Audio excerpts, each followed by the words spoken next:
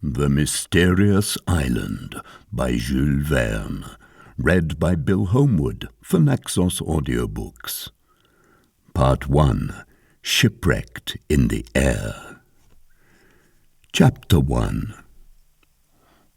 The hurricane of 1865. Cries in the air. A balloon caught by a waterspout. Only the sea in sight.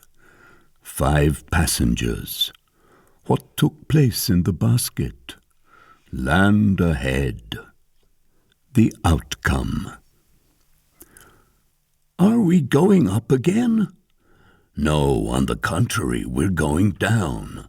Worse than that, Mr. Smith, we're falling. For God's sake, throw over all the ballast. The last sack is empty. Is the balloon rising? No! I hear the splashing waves. The sea is under us. It is not 500 feet off. Then a strong, clear voice shouted, "Overboard with all we have, and God help us."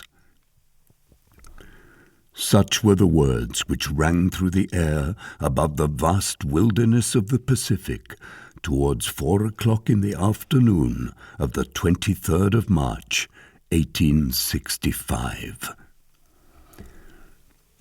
Doubtless no one has forgotten that terrible northeast gale which vented its fury during the equinox of that year.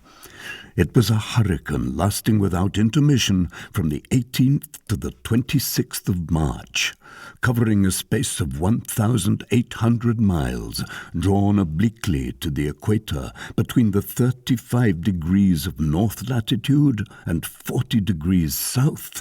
It occasioned immense destruction both in America and Europe and Asia. Cities in ruins, forests uprooted, shores devastated by the mountains of water hurled upon them, hundreds of shipwrecks, large tracts of territory desolated by the waterspouts which destroyed everything in their path, thousands of people crushed to the earth or engulfed in the sea. Such were the witnesses to its fury left behind by this terrible hurricane. It surpassed in disaster those storms which ravaged Havana and Guadeloupe in 1810 and 1825. While these catastrophes were taking place upon the land and the sea, a scene not less thrilling was enacting in the disordered heavens. A balloon, caught in the whirl of a column of air, borne like a ball on the summit of a waterspout, spinning around as in some aerial whirlpool, rushed through space with a velocity of 90 miles an hour.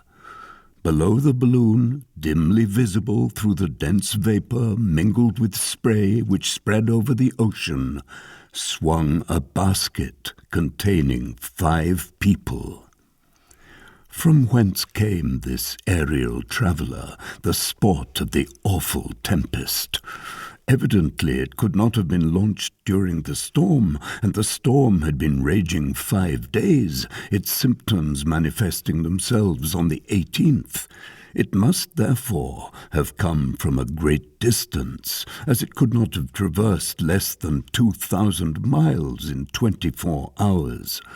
The passengers, indeed, had been unable to determine the course traversed, as they had nothing with which to calculate their position, and it was a necessary effect that, though borne along in the midst of this tempest, they were unconscious of its violence. They were whirled and spun about and carried up and down without any sense of motion. Their vision could not penetrate the thick fog massed together under the balloon. Around them, everything was obscure. The clouds were so dense that they could not tell the day from the night.